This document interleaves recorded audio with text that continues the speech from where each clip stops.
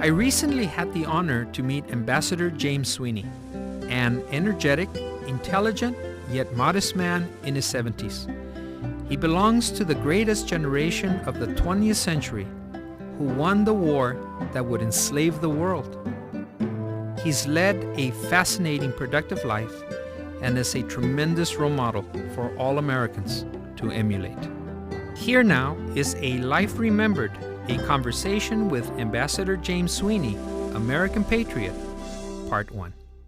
Can you tell me your background?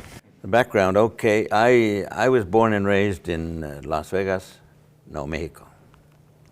I'm very proud of that fact. It's a small community. Yes. About 16,000 people. But it's up in northern New Mexico where the Hispanics are the predominant race, and we have a large say in what happens in that part of the world. And I think the community there has been very proactive in trying to advance the goals and opportunities for Hispanic. Yes. My father and mother were very instrumental in my career. My mother finished high school, and that was the extent of it. My father also, I think he had about 2 years of college, but they both insisted that we all get a college education. And I did. I told him I would. My mother used to say, and I always admired this because she was a very strong person, she was a very strong influence in my life. She'd say, if I had an education, I would be somebody. And I think that was stuck in my mind. Once you get an education, you can be somebody. And so I took that to task. I had role models in high school that helped me tremendously. One of them was Guile Lopez. He was my high school coach. I was interested in athletics. In fact, I played football, basketball, and baseball on the high school team. We were obviously a small school, so, but we were very good. We took regional championships in various sports. But he was very instrumental in me because what he did is he gave me the confidence. And he used to say, you can accomplish what you want. You just need to work hard at it. You need to be aggressive. You need to have determination. Ganas. Tiene ganas. Tiene que tener ganas y así se puede. And he would say that to us. And in sports, we did the same thing. We were a very small team. We weren't very large. Hispanics are not tall people. It was a small football team. So our center, the largest guy our center was 6'1". I was maybe 5'10" at the time, but we had a very good team. And so that was a big influence to me. When I got out of school, I went to work for the highway department for a year while I decided what I wanted to do with my life. And I'll never forget, I was in the highway department on a survey team. I was holding the rod, while the survey was, and that was fine in the summer. It was great, I enjoyed it. But in the wintertime, it wasn't such a good job. Not up there. I'm out there and semis are going by with icicles hanging from the back of the trucks, and I'm freezing. Anyhow, this car drives up, the state vehicle drives up, and this man gets out. He has a pipe and a nice fur coat and a cap, and he unfolds the plans on the hood of the car. And I said, who is that guy? He said, that's the engineer. And I said, that's what I want to be. I want to be an engineer. I want a jacket like that and a car like that. Seguro. Sinceramente, that was my motivation for going to college, because no one actually encouraged me to go into engineering. My folks were very supportive. I started at Highlands University in Las Vegas. Took my first couple of years in pre-engineering and mathematics and the sciences and all. But I should mention that I started really at the University of New Mexico. I went there for one semester.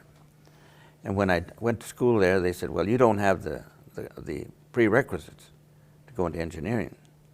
You don't have the chemistry, the physics, the algebra and trig, which is required to go into college, into an engineering curriculum. But anyhow, I took the test, and fortunately, I guess, I scored very high. So the professor, Professor Wrightley, at UNM, said, you can go right in, and bypass all the deficiencies and start at... because of your test score. Because of my test scores. Well, obviously I had a very tough time, because I wasn't prepared. But I made it. And then I got married. And I went back to Highlands so that I could finish up my schooling there. And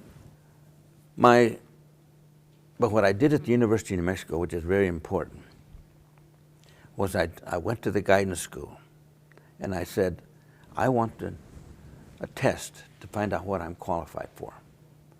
What should I be studying? Should I really go into engineering or something else?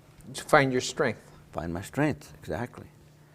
And so I took the test and they showed that I was above the 90th percentile in these three areas. In engineering, in management, and in accounting. So they said, you ought to go into business. Use your management and accounting background. But I says, well, I will lose my math background, and I have a very high math background. So they said, well, we suggest you go into management engineering, which uses management, which is called industrial engineering. And that's what I did. So I started looking at a school that had a good, solid industrial engineering program. Several schools in California that I considered. But my sister lived in Tuscaloosa, Alabama, and the University of Alabama had a very good engineering program. And so she said, why don't you come out to the University of Alabama and you can stay with us and we will. And so I applied and I got accepted. And they said, your grades look very good, so maybe we can get you a scholarship. How many Latinos in Alabama at that time? None. I think I was the only one. There was one Latino. So I journeyed to Tuscaloosa, Alabama, and with my wife, and we threw everything we owned on the back seat of her car, and we went. And I didn't even own a car in those days. Wow. So we, and she was working at the telephone company. And she was very instrumental. I should mention that right away. My wife has been very, very instrumental in my career. She has sacrificed, and she's also Hispana. She speaks Spanish, and her maiden name was Aranda, Betty Aranda. And her heritage is from Spain.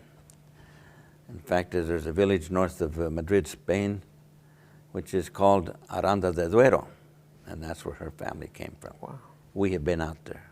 We visited it in our travels. And they didn't want her to leave. They wanted her to stay there.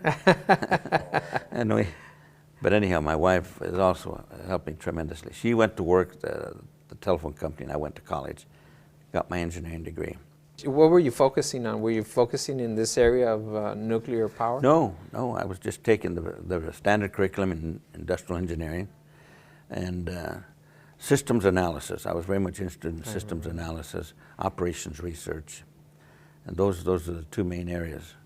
I've always been interested in being an analyst, and that's what I ended up doing. That's where I was very successful later on in my professional career.